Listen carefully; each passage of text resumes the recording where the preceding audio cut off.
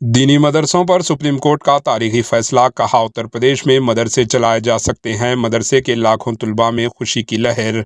Supreme court आज दीनी मदरसों के मामले में अहम फैसला सुनाया। सुप्रीम कोर्ट ने कहा उत्तर प्रदेश में दीनी मदरसे काम कर सकते हैं और उन्हें बंद नहीं किया जाना चाहिए।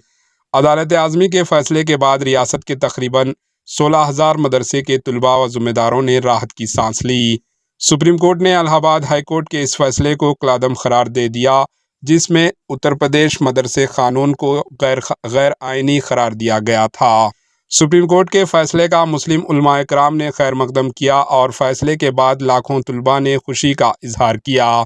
सुप्रीम कोर्ट ने आज 2004 के एक कानून को बरकरार रखा जो मदरसे के कामकाज के मंजिम करता है। Chief justice of India DY Chandrachud की क़ियादत में 3 जजों की बेंच ने इलाहाबाद हाई कोर्ट के इस फैसले को मुस्तरद कर दिया, जिसने मदरसे से मुताल्लिक़ कानून को गैर आइनी और सेकुलरिज्म के उसूल के खिलाफ वर्जी करार दिया था।